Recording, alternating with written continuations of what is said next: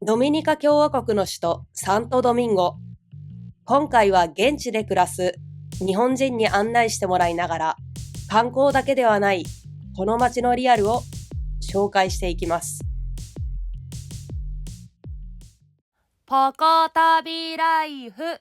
ドミニカ共和国首都サントドミンゴに到着。まずは空港でウーバーを呼んで旧市街へ向かいます。世界遺産にも登録されている旧市街エリアは、アメリカ大陸の歴史が始まった場所とも言われています。前のナンバーはつける必要がないけど、たまにおしゃれで日本ナンバーを勝手につけてる人がいるんだって。すでに面白そうなサントドミンゴ。旧市街観光の前にホテルや基本情報のおさらいをしましょう。旧市街にある今回のホテルは主要スポットに歩いてアクセスしやすく、かなり便利でした。トイレ、バスは個室にありますが、ドライヤー、ソープ類、アメニティなどはなさそうです。水道水は飲めないので、ペットボトルの水を買うようにしましょう。ホテル周辺のミニマートで飲み物も買えます。旧市街ではクレカ払いができるお店が多いですが、屋台などは現金を持っていた方が無難です。実はこちら、ただのミニマートではなく、コルマドと呼ばれるドミニカ共和国に多いローカルなお店なんです。地元の方の社交場にもなっているようです。また服装からわかるように1年を通して南国の気温なので、観光は半袖で大丈夫です。英語が話せる方がいたり、メニューに英語もあったりしますが、やはりスペイン語が中心です。外務省の危険情報では、ドミニカ共和国全土がレベル1です。ひったくりや夜間の外出には気をつけてね。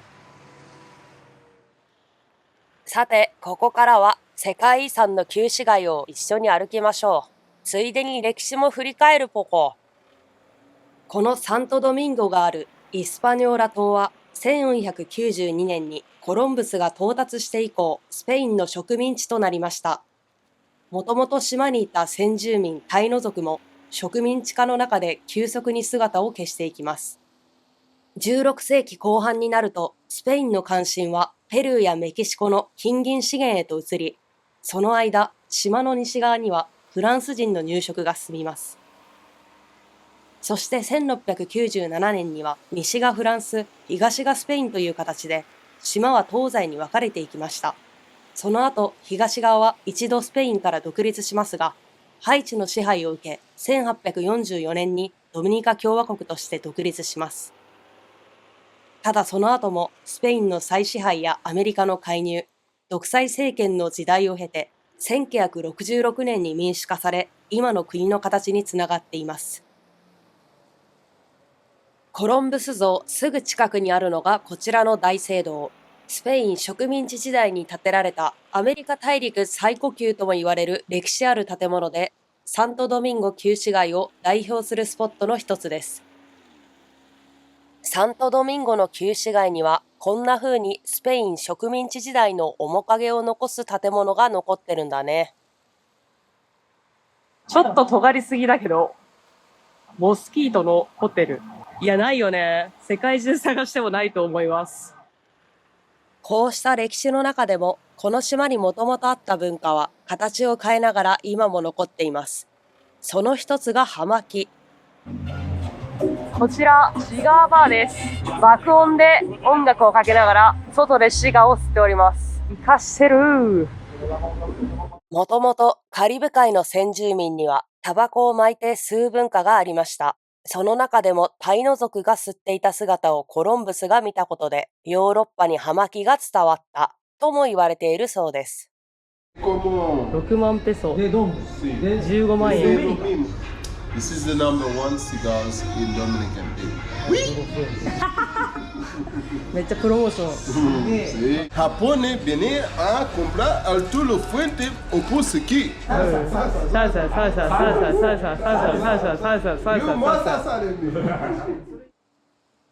続いてやってきたのはラス・ダマス通り。アメリカ大陸最古の舗装道路なんだって。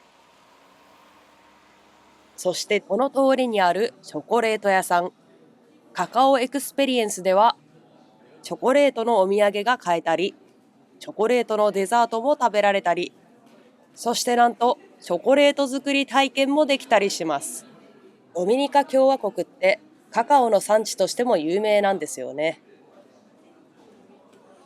定番土産のチョコレート。こちらではその作り方が体験できます。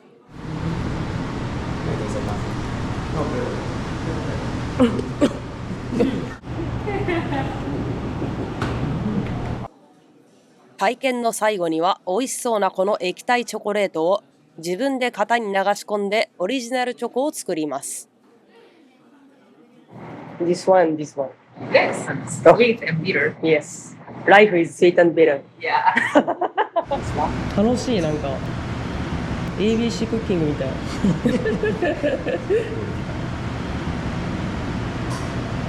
15分間固めます。さて、チョコも完成。雑味のない上品な甘さがありました。旧市街歩きの休憩にもおすすめなスポットです。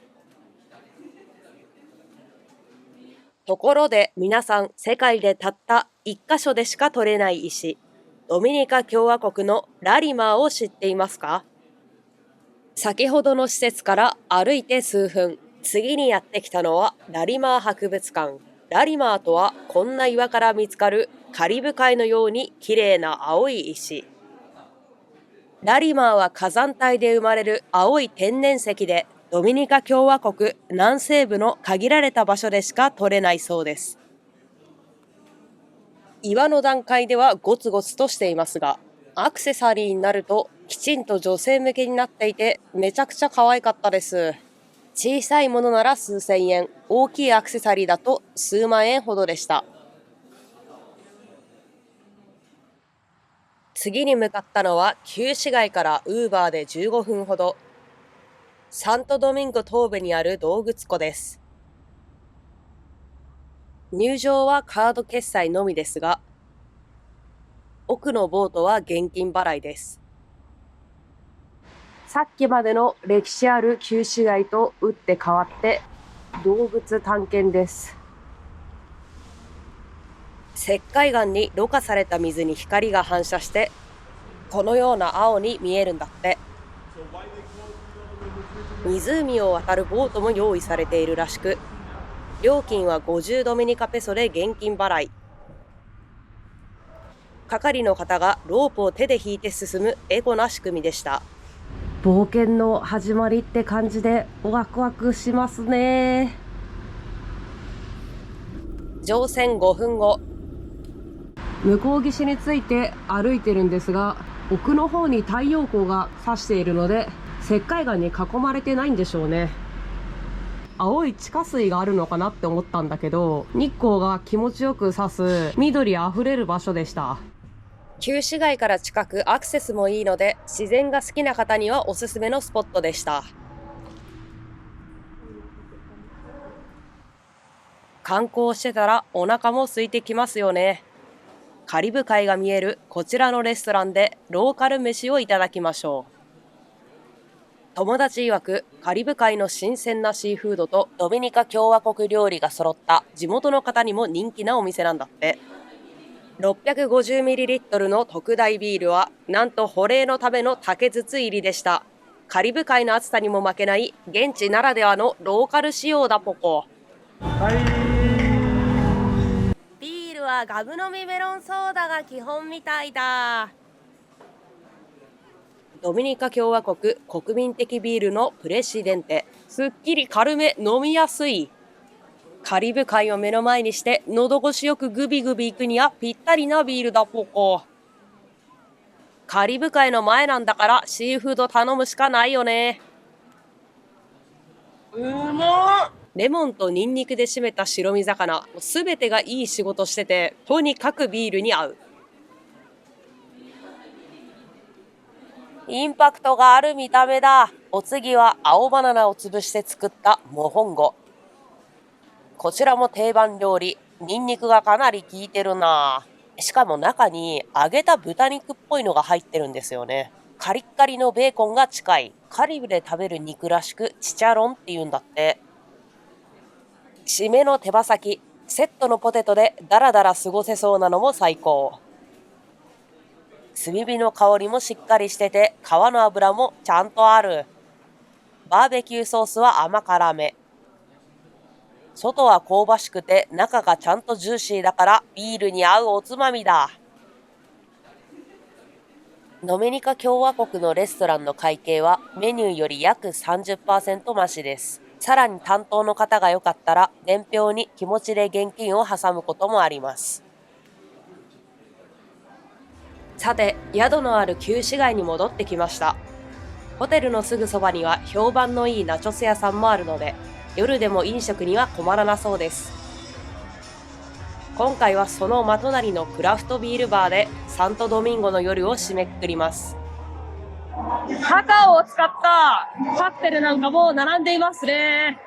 せっかくビールのブルワリに来たということで、リパブリカホワイトビア、白ビール行こうかなって感じです。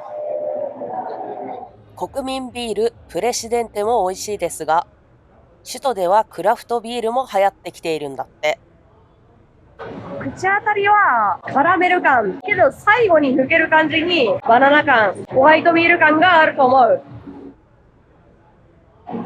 もう一杯はリパブリカペーリエール。観光客だけでなく地元の方も来ている印象です。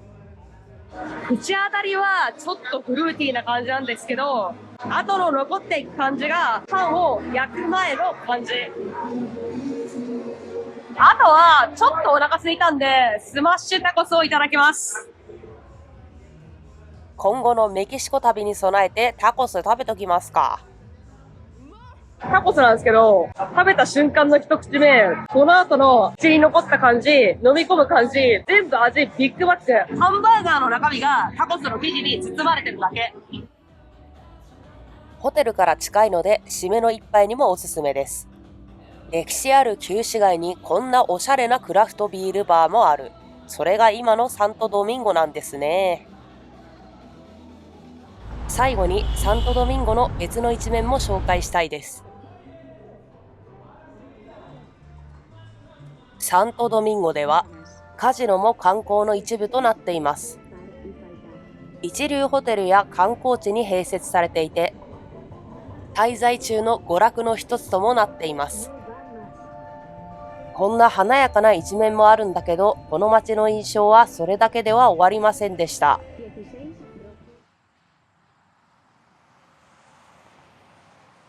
ロープウェイに乗ります。この辺めっちゃ治安が悪いんだって、ひったくりに要注意。ここ地下鉄駅でそのままロープウェイもあるんだって。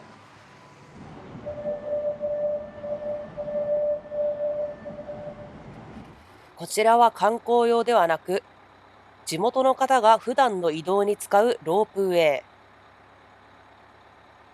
川で分かれていたエリアをつなぐために作られましたが、旧市街とはまた違う、かなり生活に近い景色が見えてきました。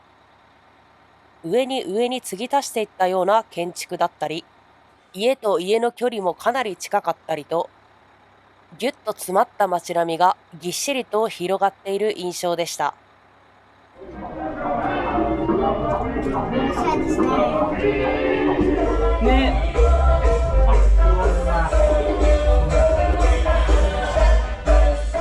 そしてこの街にはこの場所で長く生きてきた日本人たちの歴史も残っているんです。サントドミンゴ港近くにあるこちらの銅像、国策ドミニカ日本人農業移住記念碑。1956年から日本の国策として1300人以上がこの国へ渡りました。ただ案内されたのはハイチ国境付近の厳しい土地で、開拓は想像を超える過酷さだったといいます。この記念碑にあえて国策と入っているのも印象的です。この文字も当時の安倍官房長官が責任を認める流れの中で加えられました。借金や保証をめぐる課題は今もなお完全には終わっていません。そうした現地の課題をサポートするために、この国で今も暮らしている日本人がいます。今回はご縁があってそんな皆さんにお会いできました。ドミニカ共和国定番のドミノを楽しみながら観光するだけじゃわからないサントドミンゴの夜を皆さんに紹介します。サントドミンゴに在住のある日本人の方が何度もこのコルマドに通ってドミノのルールを教えてもらったそうです。早速その方を中心にドミノのルールや勝つために必要なテクニックを教えてもらいます。ドミノといったらドミノ倒しのイメージですが、サントドミンゴでのドミノは違います。最初に6の牌から始まる2対2のゲームで、同じ数字を紡ぎながら相手が出せない流れに持ち込んでいきます。悔しい。シンプルそうに見えて頭を使うのでただでさえポンコツなのに、どんどん酔っ払っていく夜のドミノでは勝ちに行くのはなかなかに厳しかったポコ。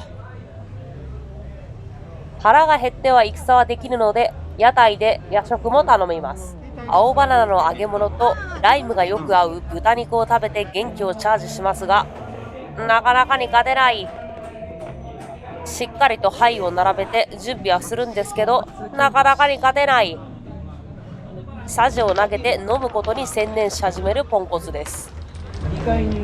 モップみたいなワンコがいる。かわいい。ずっとこっち見てんの？かわいい。試合が進んでくるとコルマドで買い出ししながらドミノを打つのも定番です。まず1本目はブルガルのエクストラビエホ。甘さはあるんだけど後味に樽っぽい渋みがあって結構しっかりしてる。これがまた飲みやすいんだ。お次はブルガルアニェホ。カラメルとかバニラっぽい甘さでかなり飲みやすい。ドミニカ共和国定番のラムも飲めて満足。こんなローカルな夜に招待していただけたのも現地で活動されている日本人の方たちのおかげでした。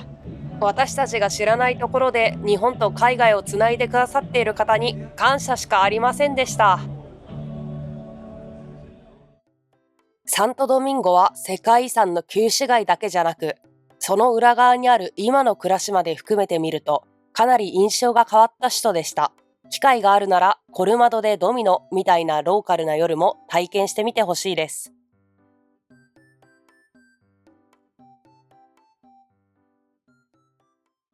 ポコ旅ライフ。